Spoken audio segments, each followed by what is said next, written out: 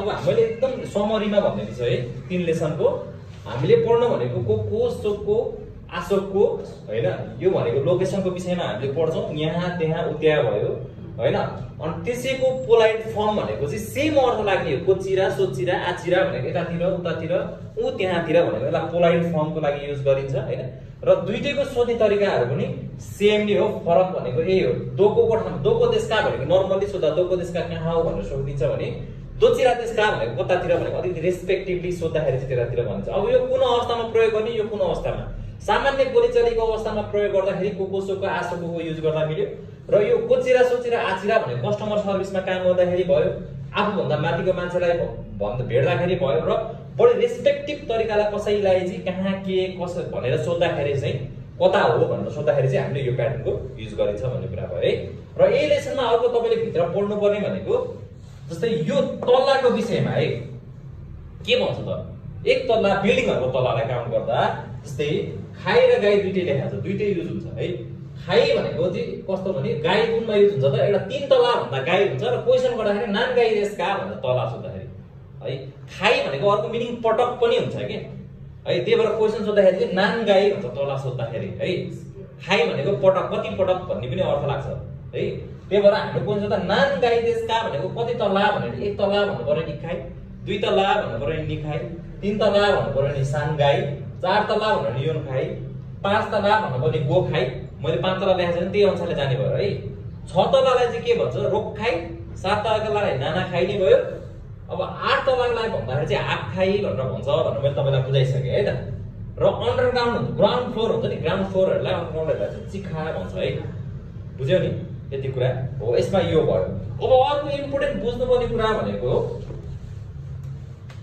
यहाँ तपाईलाई के सिकाउँछ नि ओ कुदासाई भन्ने एउटा फुल फर्म छ है ओ कुदासाई तपाईले बुझ्नु भएको छ यो पढिसकेकोलाई त्यसैले यो ओ भनेको तपाईले पढेको यो पार्टिकल हो है कुदासाई भनेर पढ्नु भएको छ है ओके यो हिजो याद गर्नु भयो तपाईहरुले ओ कुदासाईको मिनिङ के थियो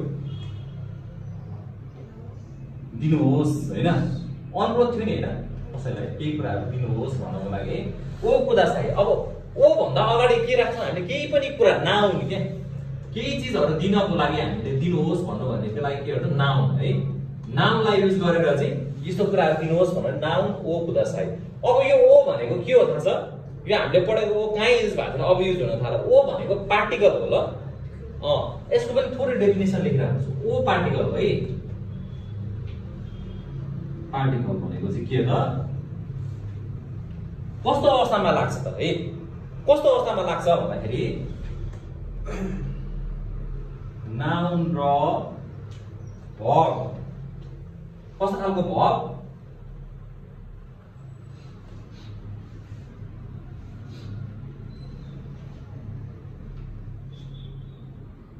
सक्रिय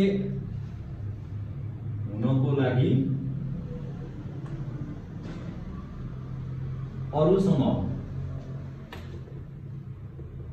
निर्भर रहने वर्ब अथवा दोषीको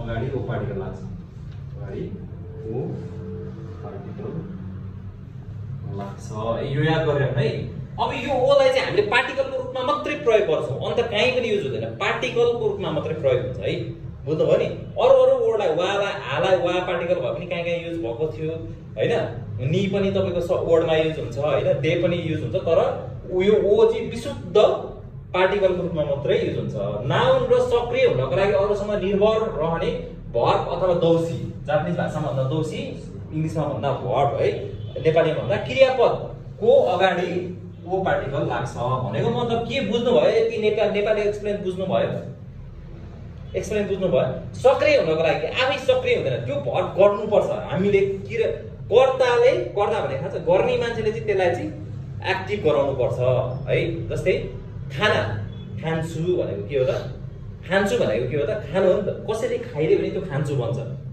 हैन त्यसलाई चाहिँ एक्टिभ सक्रिय बनाउनको लागि कसैले खाइदिनु पर्यो अनि खान्छु हुन्छ जान्छु भनेको आफै जान्छ त जाँदैन त्यसमा कोही गइदिनु पर्यो बल्ल जान्छु हुन्छ हैन खान्छु, जान्छु, खन्छु, हिँड्छु, बोल्छु, बोल्दिनु पर्यो अनि बोल्छ नि, आफै बोल्ने हो त। बोल्दिनु पर्यो त, कर्ताले गरिदिनु पर्यो। कुनै पनि कर्ताले केही क्रियाकलाप गरिदिनु पर्ने अवस्थामा चाहिँ त्यो अवस्थामा चाहिँ नाउन र भर्बको बिचमा ओ पार्टिकल हुन्छ। अब यहाँ इक्जाम्पल हेर्नु बुझिहाल्नुहुन्छ। जस्तै पानी दिनुहोस् भन्नु पर्यो, यो दिनुहोस् ओ कुदासाई भनेको दिनुहोस् हो नि त, होइन? किन कुदासाईको अगाडि ओ पार्टिकल लाग्दैन? यो कसैले दिने हो, कसैले गरिदिने हो, आफै हुँदैन। घाम आफै लाग्छ, त्यसमा ओ पार्टिकल हुँदैन। हावा आफै चल्छ, त्यो त्यसमा पार्टिकल ओ लाग्दैन, होइन? आफै हुने क्रियाहरूमा चाहिँ ओ पार्टिकल लाग्दैन। तर अब यो कुदासाई भनेको त दिनुहोस् भनेर यहाँ पढिसक्नु भयो नि। अब केही कुराहरू दिनुहोस्, तपाईँहरूले पढेको मिनिङमा छाता दिनुहोस्, ओके? छाता दिनुहोस्, छातालाई के भन्छ? ओके, खासा हो कुदासाई। अब दिनुहोस् भन्नको लागि अहिले यति पढाइ पनि बुझ्नुहुन्छ तपाईँले है। छाता दिनुहोस्। पानी दिनुहोस् भन्दाखेरि के भन्छ? मिजु हो कुदासाई, होइन? पानी दिनुहोस् है। अब अरू चिजहरू, किताब दिनुहोस्, ओके? किताबलाई के भन्छ? होन हो कुदासाई, ओके? अब केही चिजहरू दिनुहोस् भन्नको लागि चाहिँ हामीले यसरी यो कुराहरू चाहिँ यसरी हामीले चाहिँ अगाडि पछाडि ओ पार्टिकल प्लस कुदासाई राखेर पढ्छौँ भन्ने कुरालाई चाहिँ बिर्सिनु भएन है, ओके? ल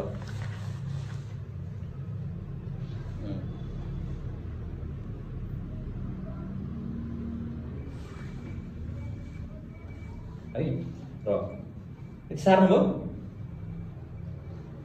माथिको सारेको हो? ओके। अब अर्को तपाईँले पढ्नुपर्ने कुरा छ यसमा।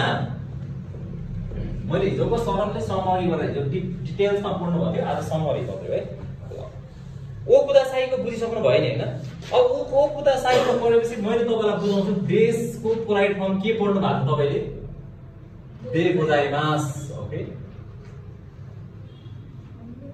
देशको पोलाइट फर्म दे गोजाइमास पढ्नु भएको थियो, पढाइदिएको थिएन? हो। अब कस्तो अवस्थामा युज हुन्छ त पोलाइट फर्म भनेको? भन्नु मतलब देश भन्ने ठाउँमा प्राय जस्तो कुन अवस्थामा युज हुन्छ? यो मैले भनेको थिएँ हिजो, दे गोजाइमास। यो पनि कस्टमर सर्भिसमा अथवा र के अरे आफूभन्दा माथिको रेस्पेक्ट गरेर बोल्नु पर्ने, आफूभन्दा माथिको मान्छे है, मान्छे है त, मान्छेलाई रेस्पेक्ट गरेर बोल्नु पर्ने अवस्थामा है, अवस्थामा त्यसको युज गरिन्छ, हैन? ओके है। अब तपाईलाई यसमा एउटा एक दुईवटा इक्जाम्पल रेस्पेक्ट गर्नु पर्ने, त कस्टमर सर्भिस भने त बुझ्यो नि। अब तपाईले पढेको मिनिङमा सोध्छ कस्टमरले त जसरी पनि सोध्छ, तपाई त काम गर्ने हो। अब लिफ्ट कहाँ छ? एरेबेता वा दोको देशका भनेर सोध्दैछ तपाईलाई कस्टमरले, हैन? एरेबेता वा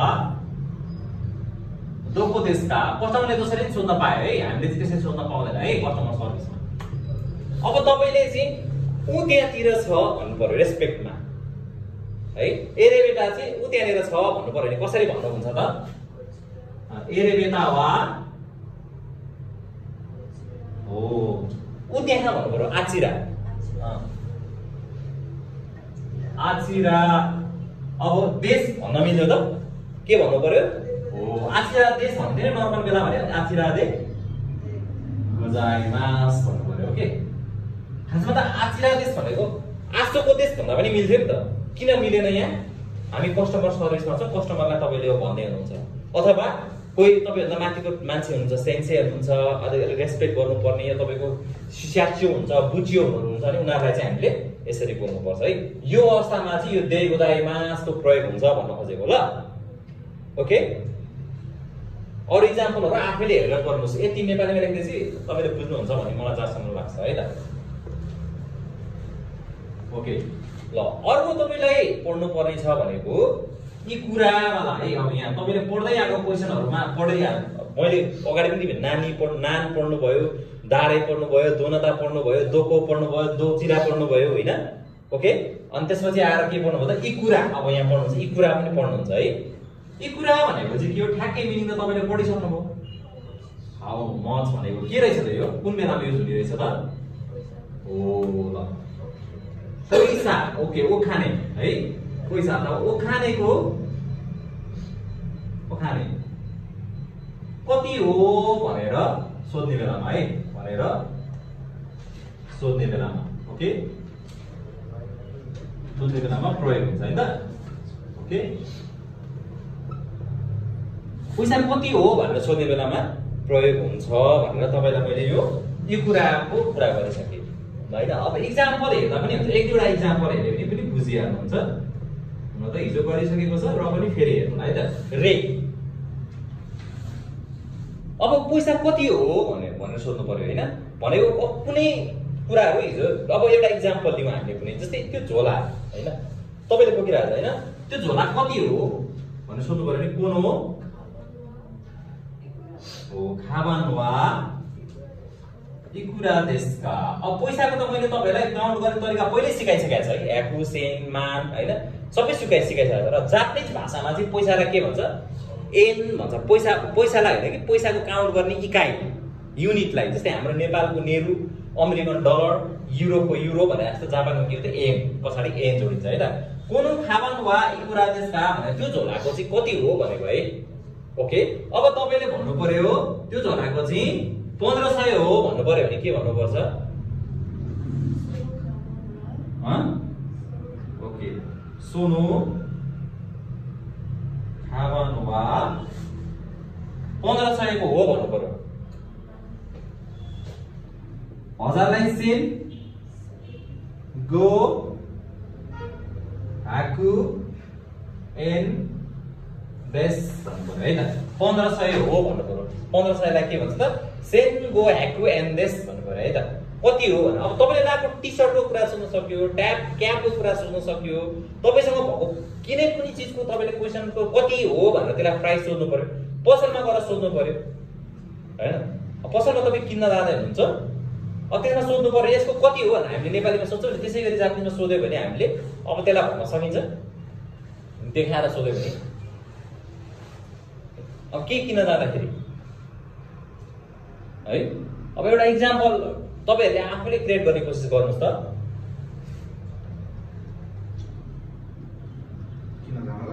किन जानलाई पसलमा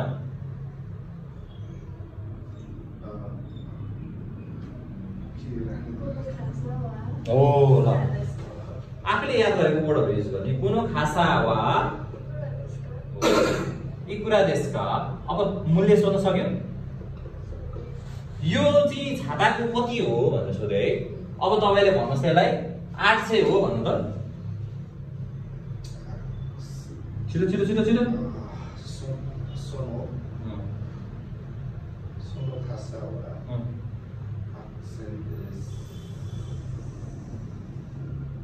आप प्याकु इन देश है आप प्याकु इन देश है 800 हो भन्नु पर्यो ओके अब तपाईलाई यहाँ सिकाउन खोजेको कुरा यही हो एउटा लोकेसनको कुरा सिकायो एउटा यस्तो चीजहरु दिनुहोस् भनेर सिकायो र कस्टमर सर्भिसमा वर्ड गर्ने देशलाई युज नगर्नुस् भन्यो कस्टमर सर्भिसमा आफूभन्दा माथिको मान्छेलाई देशको ठाउँमा देवदाइमास राख्नु भन्यो र पैसाहरुको युनिटमा कुरा गर्दाखेरि पैसालाई चाहिँ कसरी कुरा गर्यो त सोध्दाखेरि कति हो भनेर मूल्य सोध्नु पर्यो नि यी कुरा देशका भनेर सोध्नु पर्यो है यी कुराको कुरा आयो है हामीले 3 लेसनमा समग्र रूपमा पढ्नु पर्ने ग्रामरहरु यति नै हो ओके वकारिमास्ता का मिनासान वकारानाइ ने